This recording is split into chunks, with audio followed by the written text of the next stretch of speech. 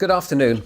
We are reaching the end of the first full week in our progress through level 3 of the Safe Exit Framework, from a state of lockdown to one where we are safely and proportionately increasing islanders' freedoms. It is a strategy that protects our severely vulnerable islanders from the harm of Covid-19. It is a strategy that protects islanders' mental and physical health. It is a strategy that protects livelihoods by keeping our businesses viable and by keeping people in work. And it is a strategy that is working. Yesterday, Statistics Jersey published our R rate, otherwise known as the infection reproduction rate. The latest results indicate that our R rate is much closer to 0 than it is to 1, at approximately 0.4. In layman's terms, this means every person with Covid-19 is infecting less than one other person. In the last 7 days, only 3 new cases of the virus have been detected in Jersey. This is a strong position to be in, and it is thanks to islanders' efforts in following the health guidance.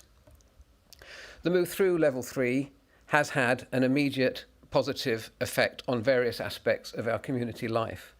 For many islanders who live in smaller properties and have been isolating on their own or have had no access to outdoor space, the changes have given much needed freedom, which is essential for our mental health and well-being. The move through level 3 has allowed some of our larger retailers to reopen, getting their employees back to work and giving islanders access to much needed products and services. This is an important first step in ensuring that our economy is prepared for the post-pandemic recovery that will come. I'm pleased to announce that from next Monday, the 18th of May, all retailers can begin to reopen their premises, as long as they can ensure that physical distancing of 2 metres can be maintained. The decision to allow all retailers to open has been taken as a result of the expert medical advice that underpins all of our decision making. And we're now looking at the next groups of businesses that will be able to open. And these include dental practices and associated healthcare, hair and beauty, health and fitness. And we are in consultation with these sectors, and guidelines are being prepared right now for their safe and proportionate reopening at the right time. And we will keep islanders posted as to when that will be. As we look to the future, I'm pleased to be starting the work now under the guidance of the Political Oversight Group to build a new economic council which will lead to work on our recovery. The group will be composed of respected leading community figures from within the Jersey community, supported by high-level economic advice with access to worldwide data and policy formulation. We are continuing to support local businesses and their employees through the largest economic package ever assembled. The second phase of the co-funded payroll scheme has paid out £15 million so far to protect islanders' jobs. That scheme builds upon phase 1 and will run until June. There is scope and the funding to extend the scheme to the end of August should disruption caused by COVID-19 continue.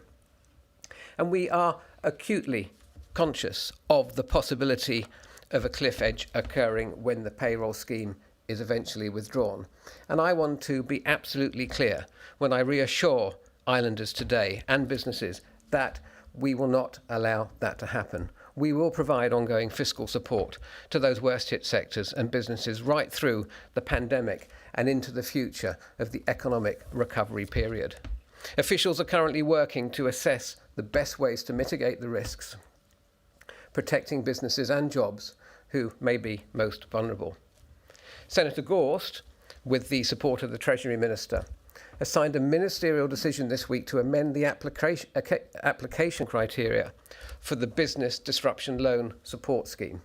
All local businesses, regardless of their business activity or sector, can now be eligible for the scheme, and information will be published shortly on gov.je for those businesses who can now wish to apply. Our economy, our physical and mental health, and our cohesion as a community are intrinsically linked. And as I've said repeatedly, keeping people in work, providing stable finances for the island and every household is essential to islanders' long-term mental and physical health. Ensuring the well-being of one part of our community has an extremely positive impact on the other. But there is still some distance to go. We have started this journey together, and I am confident that with the cooperation of islanders, we will finish it together, having done all we can to protect the vulnerable members of our community and ensure we return to a strong economy that supports and protects us all. So please keep following the guidance that has been put in place, continue physically distancing, continue following the best hygiene guidelines. If you do that, we will all come through this crisis together and even stronger as a community. I'll now hand over to Senator Gorst. Thank you, Deputy Chief Minister. There are both good health, well-being and economic factors underpinning our safe exit framework. But there has to be careful balance, a balance reached between those factors. And government is working hard to achieve that balance. Our safe exit framework is based on medical advice, and that medical advice will guide us as we move through the particular levels of the safe exit framework. We're striving to find a solution for all islanders, one that minimises the impact of the virus, but also one that ensures that our key industries can continue to operate or restart to operate as quickly as is safely possible for them to do so. That strategy has allowed us and has effectively led to the dramatic reduction, we might even use the word virtual elimination, of the virus in Jersey. But it's important for us to note that we cannot stay in lockdown indefinitely. The health risks to our families, to our community, to the whole island are too great. We cannot end up isolated from the rest of the world, be that economically or as a society. Countries across Europe, including our closest neighbours in France, are beginning to ease their lockdown measures. Today, for example, Slovenia became the first European country to call an end to its epidemic. They have had less than 7 new cases each day for the last 14 days. Of course, in Jersey, we would welcome a vaccine. One might say that would help solve all of this crisis. But we are not in that medical position, and a vaccine is not available. And in all honesty, we, like the rest of the world, do not know when a vaccine will be available. Some have said 6 months, some have suggested a year, or even longer. And therefore we must make decisions in the best interest of all islanders without the knowledge that a vaccine is available. The recorded impacts of lockdown on physical health, of course, have been severe. In the United Kingdom, average reduction in chemotherapy attendance has dropped to 60%. There's been a 76% drop in cancer referrals for early diagnosis. And in the UK again, there's been a 49% increase in calls to domestic abuse helplines. And of course, we are not the United Kingdom. We are uniquely Jersey. But we must recognise that those other health issues remain prevalent in our community. And islanders right now are suffering other health issues because of the lockdown that we have introduced to stem the flow of the virus through our community. And therefore, it's not unreasonable to assume that Jersey's statistics would be not unsimilar. We've already received more than 130 calls to Jersey's new Children and Families Hub in the first 3 weeks of opening. Early statistics from the hospital suggest that outpatient appointments are down around 1,500 per week, and elective interventions are down around 175 per week. They are islanders suffering right now, mostly in silence, because of the measures that we have taken. Equally critically are the impacts upon mental health, and the States of Jersey Police have received a 50% increase in welfare calls since the start of lockdown. The availability of mental health services and appointments, of course, have themselves been affected by lockdown. We also know that lockdown puts people at an increased risk of self-harm. Be in no doubt, your government takes the harm that is being done to islanders through this lockdown very, very seriously. And it is a balance that we must seek to achieve. Of course, there are also the social and economic health implications.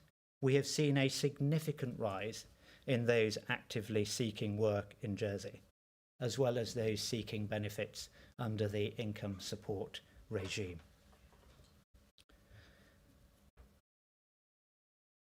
Our contain, delay, shield strategy has been successful, and it is very similar to those strategies followed by other jurisdictions, including our nearest neighbour, Guernsey.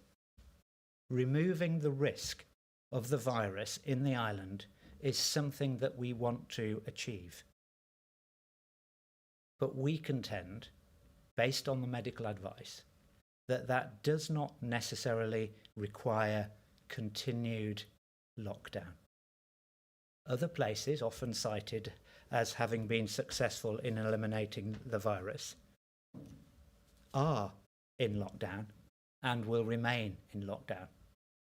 That, of course, is possible for places that do their own manufacturing, grow their own food, and offer freedoms within their country that do not risk mental and physical health. But the strategy that we follow must be relevant, must be appropriate, and must be right for Jersey and all of our citizens. And so as we seek to increase the testing, PCR testing up to 3,500 a week, the increasing in the serology testing to ensure that frontline workers are tested as well, the doubling in numbers people doing tracing and tracking, and we hope in due course the tracing app will allow us to carefully, appropriately, following medical advice, lift the lockdown and follow what we have proposed in the safe exit strategy, whilst remaining in control of the virus at the low levels that it is today. It will take courage, it will take balance, but we as a government believe it's the right thing to do for each and every islander. Thank you. Thank you very much, Ministers. Thank you. If you're both done with your initial statements, there's some media organisations waiting to ask some questions. We have Tyler Allen from the BBC, Gary Burgess from ITV Channel, Alex Watson from Channel 103, Tom Innes from the JEP, and Fiona Potini from Bailiwick Express. So if we start with Tyler from the BBC. Thank you. Can I confirm that you can hear me? Yes, loud and clear. Wonderful.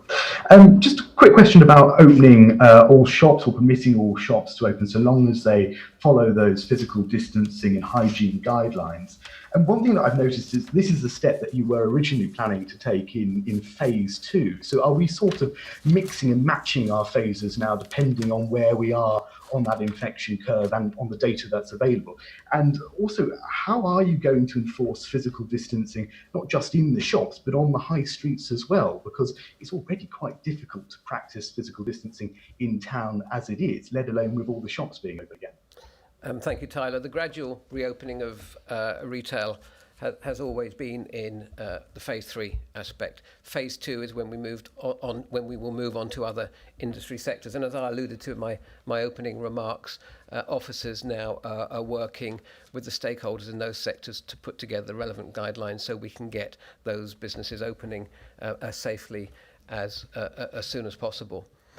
We're very fortunate insofar as Islanders are very law-abiding citizens, and the vast majority, well over 95% have been very stringent in following the physical distance advice and guidelines. In some instances, there might be fleeting moments when you pass in the street or pass in a country lane where you might just breach for a split second the 2-metre rule. I don't think anybody can do anything about that, but largely it's working well. And we know it's working well because since we introduced it, we've seen a significant reduction in the spread of the virus. So can I come in and just answer the second part of that question? And the Deputy Chief Minister is right. In Jersey, we pride ourselves on working together as a community, and Islanders are to be absolutely congratulated in the way that they have managed this lockdown, and particularly the distancing that has had to take place across families and the physical distancing that we have had to endure, and I think endure is the right word, throughout this crisis so far. The Health Minister has issued new regulations to deal with how we can manage physical distancing in the workplace and safe opening of workplaces, as the Deputy Chief Minister has said. Currently, the only legal instrument open to the Health Minister more generally around physical distancing is the stay-at-home order, and he will need to consider revising that. And there has been a robust argument amongst ministers and officials about whether we need the full arm of the law as we move into this next phase of opening up industry and continuing to physical distance. Or we can, because of the excellent goodwill that has been built up, whether we can continue to rely on that goodwill. But it's absolutely critical that a balance is achieved to allow us to carefully and safely exit lockdown in an appropriate way. And we are relying entirely on Islanders to continue to do the right thing and to physically distance. Thank you. Just a quick supplementary as well about the payroll scheme. I know in the UK, obviously a different jurisdiction, but Rishi Sunak is extending the payroll scheme until the end of October.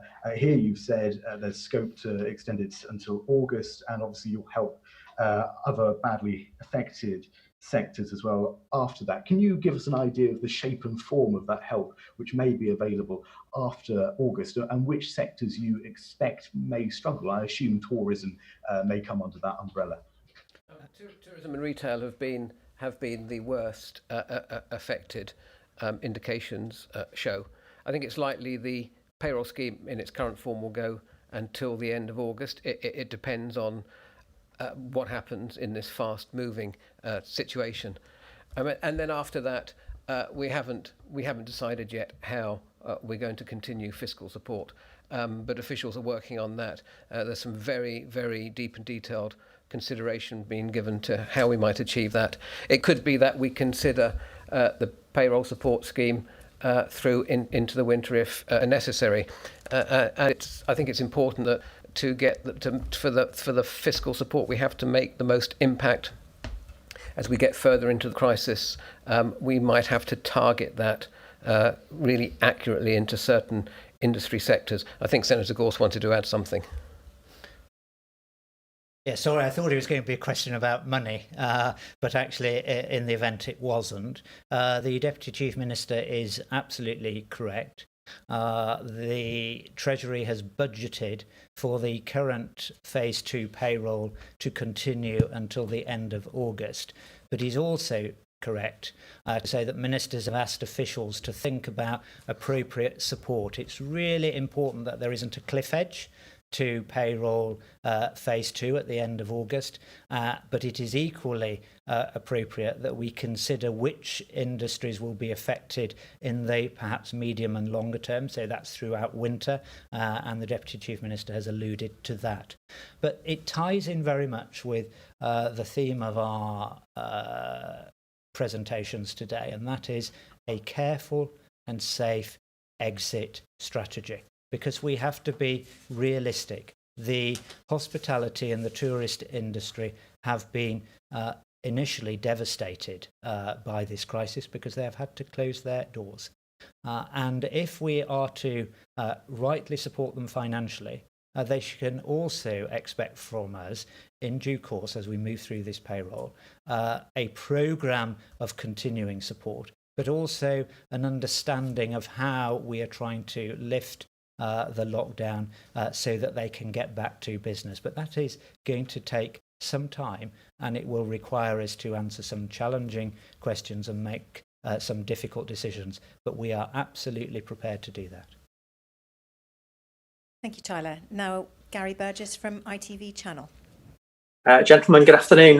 Deputy Chief Minister, there are people from those messaging me who are just simply too afraid to leave their homes and go to town to visit retailers and hospitality, even if they don't need to be at home. You know, they don't have an underlying health condition and so on.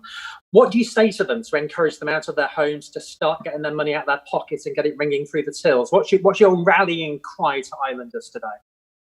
Thank you, Gary. I wouldn't want anybody to leave their home that didn't feel safe and comfortable in doing so.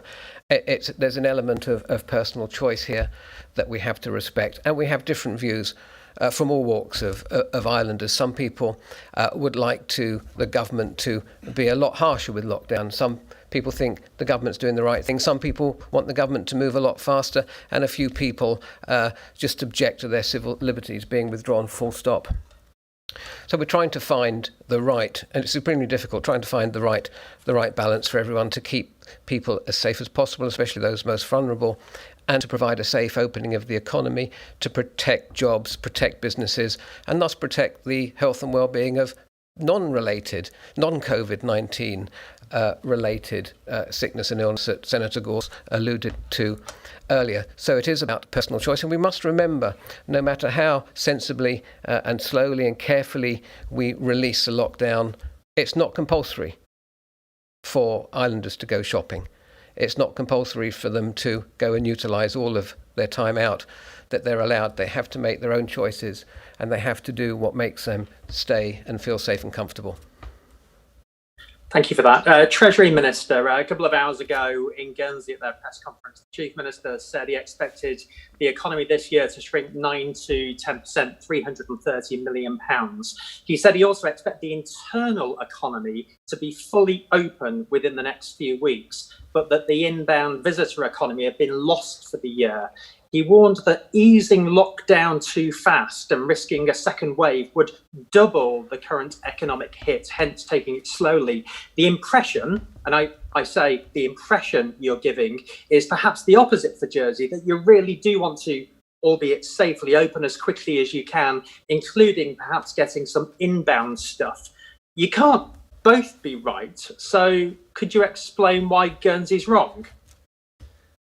Gary, I know you like creating division between Jersey and Guernsey, but with these two ministers, you won't create it. We work very closely and have the utmost respect and admiration for our colleagues in Guernsey. Our only desire is that we work more closely together. But let's not dwell on that, because that's not at the heart of your question. The reality, of course, is that we have actually, maybe at slightly different times, maybe made slightly different announcements, we are broadly following the same path. And the effect of that strategy has seen as broadly the same decline in the number of cases, so that even in both communities we might use the term we've eliminated the virus domestically, or we've virtually eliminated it, or we've got it to as low as zero as we can. So we both largely on the same path. Sometimes it's a matter of words that are used or how we communicate that. One style suits one person, another style suits another person.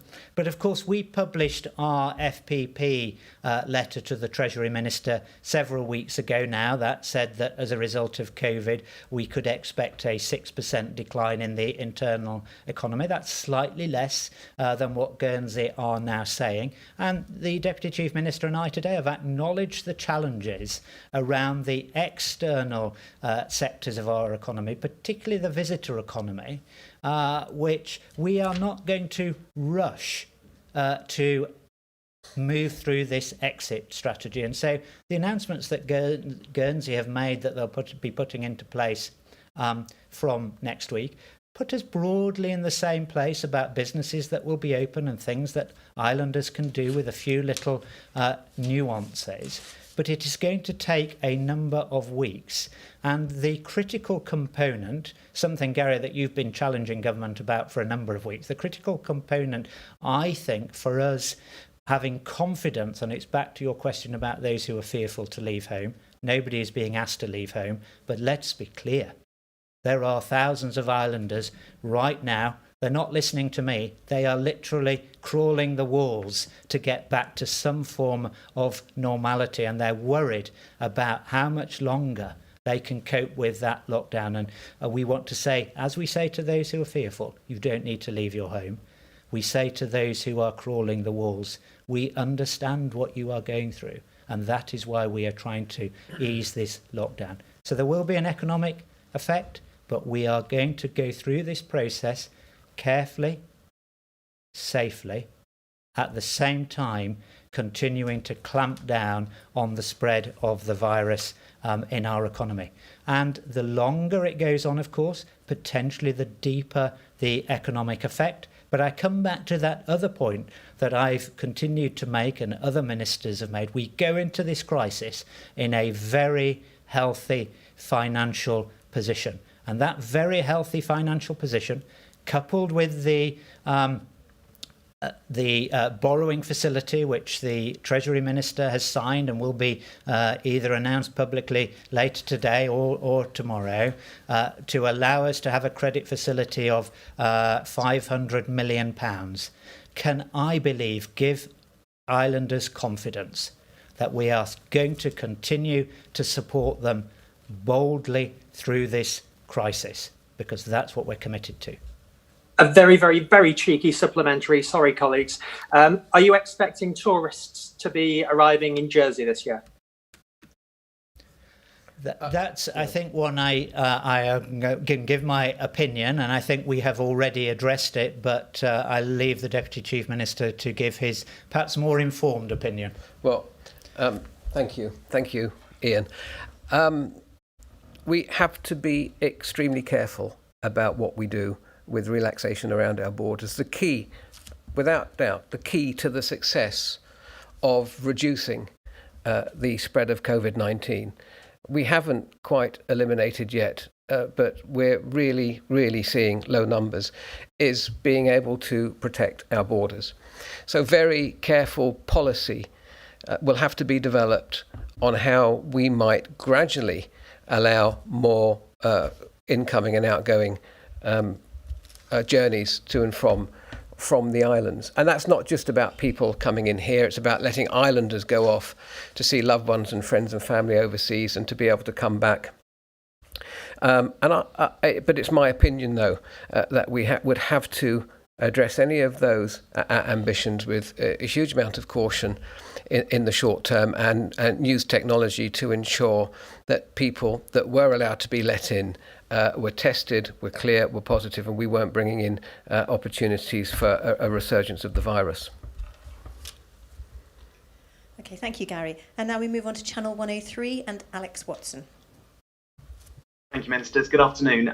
Just sort of following on from what Gary's just touched on there, as well as having tourists bring business into the island, there's also a lot of businesses already here who are reliant on travel either to Guernsey or perhaps over to the UK. Given earlier this week, we heard a little bit about the potential travel bubble sort of existing surrounding the UK, Ireland, and France. Do you think such a thing could be on the cards for Jersey and potentially Guernsey to be included in?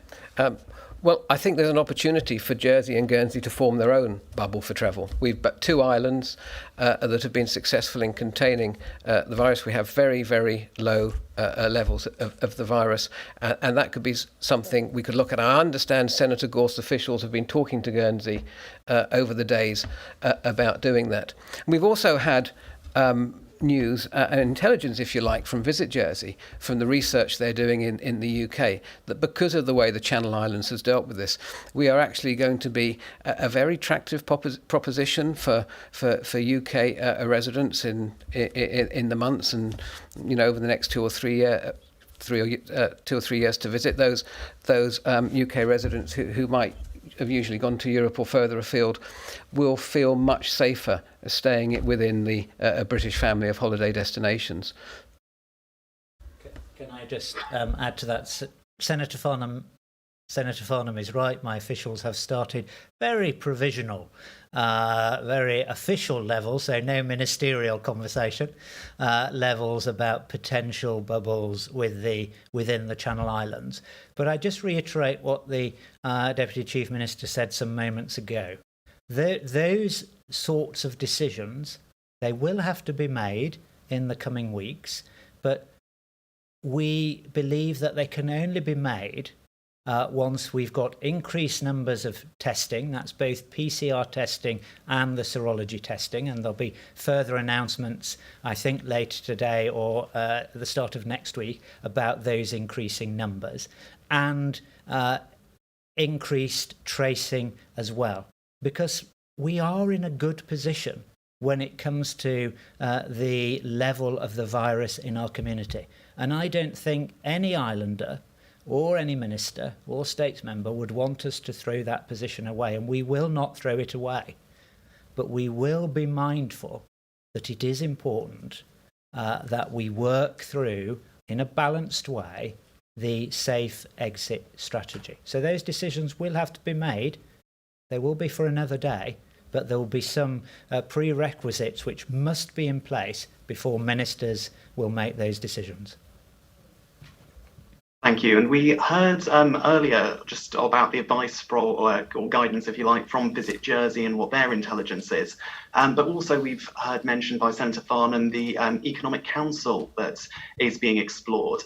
I was just wondering, how will members be appointed to that, and how much influence will they have in sort of shaping the direction of the island that they take with this exit strategy, and compared to what you mentioned, Senator Gorst, about the medical advice that we've been hearing about? It's lives, livelihoods, well-being. Those are that's the list of our priorities in that order. We have a political oversight group chaired by the Chief Minister. I've been asked to chair the Economic Council, and that will draw upon the knowledge and expertise of local community individuals and businesses to help us start formulating the longer term plans. And it's really important that we utilise local knowledge, people that understand our economy and how we might rebuild it. We have to remember the challenges we went into this with. The economy was not quite overheating, but we had population issues, we had skill shortages, labour shortages, we had productivity challenges. And if we address this rightly, if we take the right approach to the economic recovery programme, and I want it to be as inclusive as possible. That means involving islanders, businesses and states members. I'd like to see more States Assembly members from government ministers to backbenchers involved. I think we've got opportunities to have in-committee debates in the States Assembly to talk about Covid-19 and how we manage the economic recovery. It needs to be an inclusive and open process. We're starting, by the way, your first question, We're thinking about now how we recruit the Economic Council, but I want to reiterate once again, I'd like the process and the Economic Council to be as open as possible and draw upon as much local expertise as we possibly can. Thank you. Now we move on to the JP and Tom Innes. Good afternoon. There seems to have been a perception in the island that lockdown was the safe option and that exiting from lockdown was risky. We've heard from you today there seems to be a conscious change of emphasis from the government wanting to seize that narrative and say that actually lockdown is risky and we are easing away from those harms by the exit strategy. Is that the case, that you're trying to win hearts and minds like that? And is this in response to the proposition lodged yesterday for an extended lockdown from one state's member? You go. I'm happy to go first. The assumption that a lockdown is safe and a non-lockdown is unsafe is not a reasonable assumption on the evidence that we have before us. The lockdown, let's remember, was introduced on medical advice all those weeks ago when tests were going off to the United Kingdom. We didn't have any facilities on island. We didn't have the serology testing, and there was a delay in getting those tests back. And the medical officer for the health, the deputy medical officer for health, advised ministers because of the delay, they could not be certain as medical officials what was happening to the virus in our community. And so even though islanders had done incredibly well with just social distancing, as we called it then, it was felt we should go into lockdown.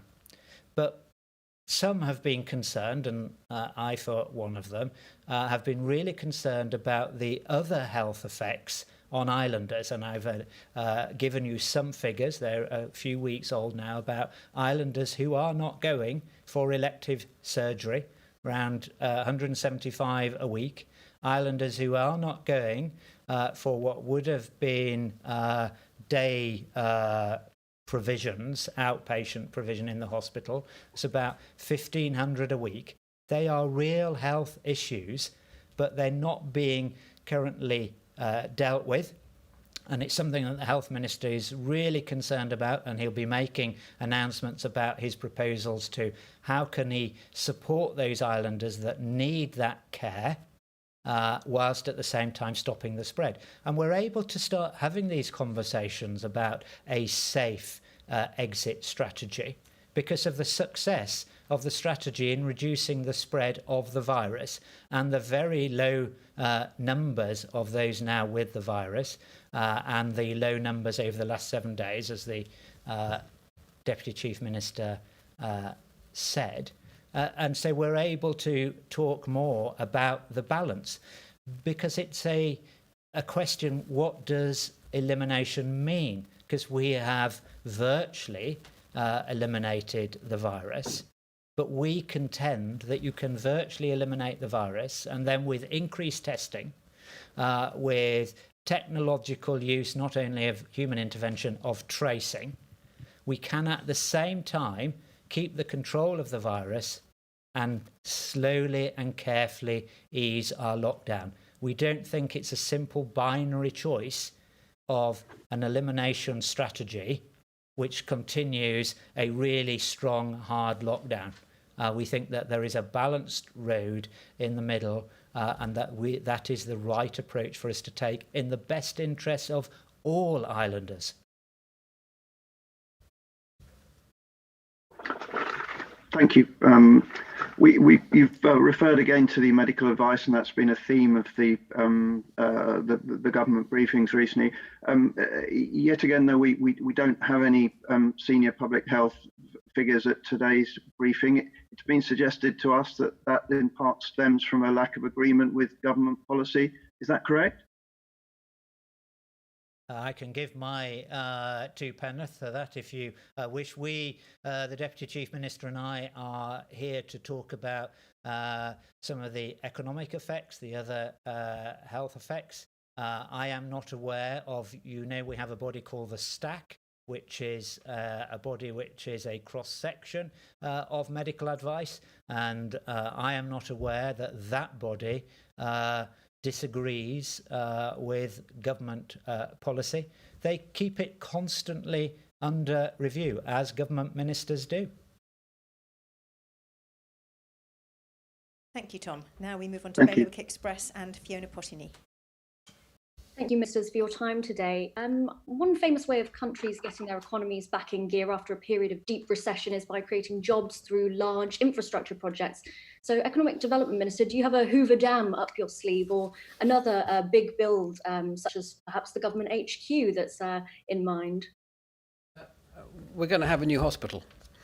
And I think if we can go back to the last time we faced huge challenges with the economy in 2008, the government moved swiftly then to put in place a strong package of measures to support the construction industry, and that went very well. If anything, it went too well. But we have to. We've learnt a lot from that. We've learnt some very good and important lessons from the last very important fiscal stimulus we put in place to see us through the last recession. We're going to make sure we use that carefully to ensure that the programme of economic stimulus is well thought through and very carefully paced and considered. We want to avoid the potential pitfalls of trying to do too much too soon, creating overheating in certain parts of the economy, skill shortages, or a demand to import a lot of labour, putting pressure on our island's population. As I said earlier, I think we've got a really good opportunity here to sort of start, if you like, with a clean sheet of paper on certain aspects of our economy. So very careful, almost laser-guided accuracy on how we do it, but we are going to do it. We're making the plans now. We're going to engage with the community and islanders and the businesses to make sure we do it properly. And we're going to make sure it's well spread to get the maximum return and create the most appropriate number of jobs. Just before I move on to my second question, maybe I can ask the Assistant Treasury Minister to step in there to talk about if we are looking at the future hospital, for example, as a key economic stimulus project. Where will that cash come from? We know that the public sector is really going to have to tighten its belt, and we're looking at borrowing 500 million. So how are we going to finance this sort of thing? We have a number of options, and I'm going to be very pleased to hand over to the Assistant Treasury Minister. So if I answer the last bit of your question and then go back to fiscal stimulus, I think that's really important. So the Treasury Minister has now signed the decision which gives the government what we call a revolving credit facility, which is rather like a super-duper overdraft in effect, which will run for 2 years with the possibility of a further year, and that's for £500 million. So that gives us flexibility to deal with the current health crisis, as we've spoken about before. It leaves in place the strategic reserve so that when we get down the line to making the decisions about the hospital, we'll be able to decide how we fund it. Will that then be long-term debt? Will it be a mixture of longer-term debt or selling down some of the strategic reserve? But we've got the flexibility to be able to make those decisions. But coming back to fiscal stimulus, you raised the issue of capital projects. Of course, that's always the headline grabber, as it were. But be in no doubt, the Treasury Minister, myself, and the Economic Development Minister will be bringing forward a package of bold measures that get the economy out of the doldrums that it's in, that put money into islanders' pockets and help stimulate right across the economy. And that will be a combination, and I won't say much more than this, a combination of reduced taxes, which are targeted, timely and temporary. It will involve the capital projects that the Economic Development Minister has spoken about. It will involve some money for training and retraining. It will involve stimulating green lifestyles and the ability for greening right across our island. It will involve support to introduce technology which will drive to improved productivity. It will be a bold package which is rightly appropriate to where the economy will find itself in the future when we come out of this health element. Thank you very much for that very extensive and enlightening answer. If I can just move on to a slightly different topic now. The government had a bitter and long-lasting battle with unions over public sector pay last year, which, as we know, erupted into strike action. The UK government's already floated the idea of a public sector pay freeze, and Jersey's chief executive has warned that the government will need to tighten its belt. So maybe Assistant Treasury Minister, can you confirm whether pay freezes have been considered as part of a bid to save money at this challenging time? Perhaps you'd like to speak to the minister that sits on the State's Employment Board, I think, do you? Chief Minister. No, I mean, no, those discussions haven't been had yet, if I'm honest. I don't want to be drawn into that sort of thing right now. But the short answer to that is no. Thank you, Fiona. Well, I think we've got time to go around everybody again. So should we start back with the BBC and Tyler Allen? Thank you very much. Just a quick question for Senator Gorst, if that's possible. You mentioned just now the bold package of proposals for shaping the economy once the pandemic is over, or more or less over.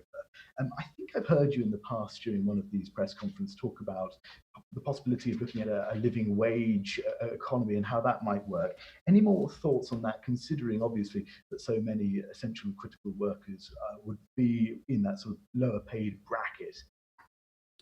Well, let's just start by saying that the essential and critical workers employed by the states are already right now receiving the equivalent of the living wage, and that's something that we put in place over 3 years ago. I personally believe that we should, as we come out of this crisis, move to a living wage economy where the fruits of our combined effort are perhaps shared in that way. But these are issues which will be considered by the Economic Council that the Deputy Chief Minister has just been referring to, that he will be chairing. They'll need to be carefully thought through. There'll need to be appropriate support for those sectors of the economy that might in the first instance struggle with that, and we can think about productivity changes that will help deliver that. But these are some of the issues that Economic Council and the Political Oversight Group will be considering and coming forward with. They're not part of the economic stimulus, but which will be a package which is announced sooner, but they will be in the medium term. Thank you. Just really quickly, if that's okay as well. You obviously mentioned that one of the key tests for loosening plans to quarantine people at the border when they're coming in future will be testing. But apart from that, looking at the UK and the situation in the UK, what criteria will you use for deciding whether to loosen quarantine measures at the border in terms of what the situation is in the UK? Are you looking for lower transmission rates there? Well, I'm happy to. It simply is too early to tell. But of course, one thing we do not want to do is compromise the good work that's been done in reducing the virus to the low levels that it's at now. Technology is advancing rapidly as we speak. Technological advances are presenting all sorts of opportunities to manage this and to manage the individuals who might have it, who might carry it, who might be immune from it. So what I do know is we have to have a very safe and careful method of ensuring we don't bring the virus in to the island. We're not careless. We've got to be very, very careful with our borders, while of course recognising that in the months ahead, there's going to be more as we open up the economy slowly. There's going to be more necessity for people to travel back and forth, but they must do so safely. Thank you, Tyler. Now back to Gary from ITV. Assistant Treasury Minister, sorry for promoting you earlier. I'm sure you'll leave that to Deputy Pinnell, but Assistant Treasury Minister, have you considered issuing Jersey bonds so that islanders who feel they are able to invest in this island's recovery can invest in this island's recovery? So the revolving credit facility is now been put in place, and that gives us flexibility over the short term. But we will need to, as Senator Farnham alluded to when it comes to the hospital, we'll need to think about longer term borrowing. We also, of course, going back to big capital projects, it might be that there's some possibility of finally, after all these years, doing some proper renovation and modernisation of Fort Regent. If we were to do those sorts of things, then they, I think, would lend themselves ideally to a local bond issuance. Now, it's fair to say that they present extra risks to the organisation and perhaps an element of reduced income potential to islanders, albeit compared with the income that your average deposit in a bank is delivering, it would be quite positive. So I am personally in favour of that. I don't yet know whether the entire Treasury team supports such an idea, but I've been speaking to some islanders who've got experience of it elsewhere, and we're doing some more thinking and research about that. But I think it would be an ideal opportunity for partnership, because one of the concerns always about raising a local bond has been the quantum of money you might actually have invested in it, and if it didn't reach your target, then what would you do? But with the revolving credit facility in place, that concern, to my mind, has largely fallen away, and it presents another opportunity for islanders to get slightly increased return. Yes, they've got the risk element as well, but also to see their money going to something that's been dragging its heels and been put into the too difficult to do box for, sadly, generations. Okay, Gary, thanks very much. Alex from 103. Thank you. You mentioned earlier that the likes of dentists and hairdressers are being consulted with at the moment as potentially, being one of the next in line to reopen. Given those sorts of small businesses will, just by nature, not really be able to practice physical distancing, what sorts of other measures should the business owners in those sectors be looking at to try and make sure they can reopen as soon as possible? Yeah, that is a good question, and that's why it's taking a little longer to get those sectors up and running again, and that's why the guidelines that are being put together now are so important. But you have to ask a question. For example, whilst we can go and queue up, physically distant, standing behind yellow lines in a shop to buy our milk and bread and pay for petrol and things, we should be able to go into a clinically clean environment in a dentist surgery where the dentist is wearing full PPE equipment to be able to receive treatment that might not be considered as absolutely essential or life-threatening. But I can tell you now, there are many hundreds of islanders who are suffering with dental pain, and they can't be treated other than with painkillers and antibiotics. And that is a situation that can't go on for much longer. And so we've asked officials to look at that urgently. Of course, we will be led by the appropriate and sound medical advice. The same applies to, for example, the hair and beauty sector. You can probably tell by looking at me that I'm in need of a visit to the hairdressers. And we've looked to other countries now where they've been innovative, and that sector has come up with ways of very safe ways of carrying out their business. And so, without compromising the safety of individuals, all those businesses, we officials are getting on and working with those stakeholders so we can get some of those businesses open as soon as possible. Thank you. Now we move on to the JP and Tom Innes.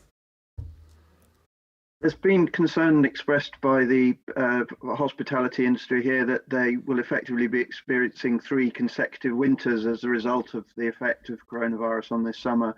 You haven't today stood up and said the Jersey summer tourist season is cancelled, but are you managing expectations among operators and islanders generally that that's looking increasingly likely that there won't be a summer season in 2020? It's going to be, whatever it looks like, it's going to be severely impacted.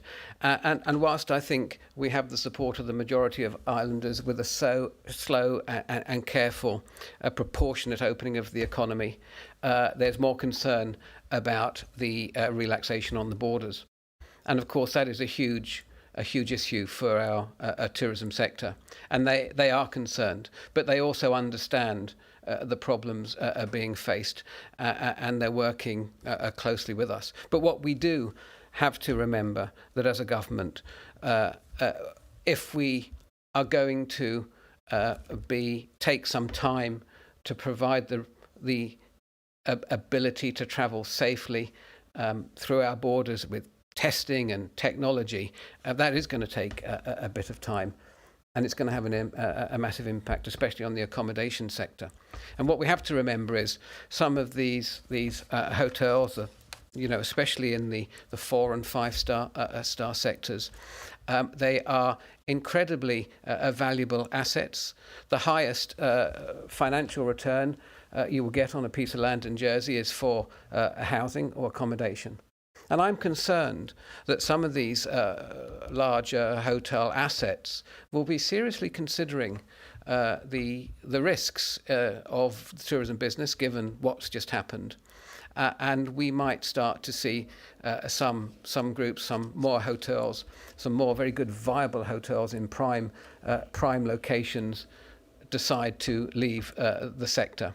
And that would be very concerning, because if we see a number of rooms going, that could well dent the appetite of our air and sea carriers to provide us with the excellent connectability that we've had for a small island in the future.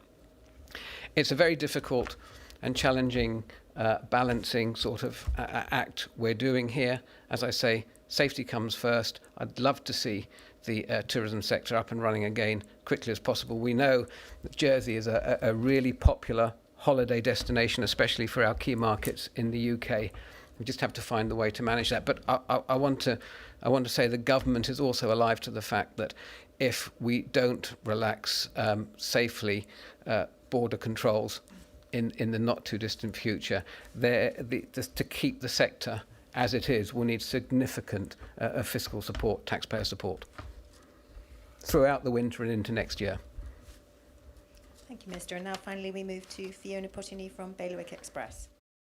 Thank you. On a slightly different topic, just to finish off, Deputy Chief Minister, in the government's view, is the new private testing facility at Tamber Park a help in Jersey's response to Covid-19 or a hindrance?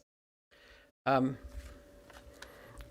important factor is that the testing is carried out in the right environment, in the right way, with the health and safety of those being tested and the testers being paramount. That's from a government's point of view. I think that is key. The health minister and I think the health team have their own view on it. I think from a public perception, the opportunity to get an idea of whether they might be a positive or negative or immune, because these tests we know are not proven to be totally accurate, will be welcome with some, but I think most islanders are treating it with caution. Thank you. Okay, thank you very much to members of the media. Oh, thank you.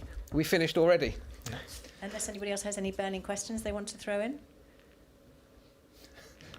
Come on, yeah, always. One more. So the business interruption scheme, the disruption scheme, you've now widened this. Just to be clear to people, is this basically any business can apply for a loan, the government will underwrite 80% of it? How does it work? Yes, so I'm not sure whether I signed the decision late last night or this morning. I think it was probably late last night. What we're doing here is you will see the numbers from the business disruption loan remain low. The latest stats figures published show less than 20, and that's a 40 million pounds set aside from a government perspective. Less than 1 million has been applied for and drawn down. It's about just under £800,000. And so what I've done is amend the criteria so that any business that could qualify or qualifies in effect for payroll 2 without the detriment test issue. So if you're in a sector of the economy that qualifies, even if you've got a big turnover, so we've taken the cap off of the turnover as well, to broaden that out so that others can access that. So it's 80% underwritten by government, 20% by banks. So you go through their normal credit checking approach. And this really goes back to the point that we said right at the start when we announced these schemes. We would continue to review them and amend them if perhaps they weren't being taken up in the way that we had initially envisaged they might, and dependent on what the effects of the lockdown was and now is on various businesses. So this is one change. I think in due course, as we've been alluding to throughout this media conference, ministers will be coming forward to talk about packages that will take some industries through the winter as well. Thank you very much. Yeah, thank you very much. Can I finish off this afternoon by thanking the media for once again testing us with some very, very good questions. Can I thank officers and the team here who have managed this today? And can I say that Jersey, our durable little island, has been through some supreme challenges in its past, as we have remembered recently with the celebration of the 75th anniversary of the liberation. And we will get through this, and we will come out of the other end. And I believe that we will come out stronger as a community.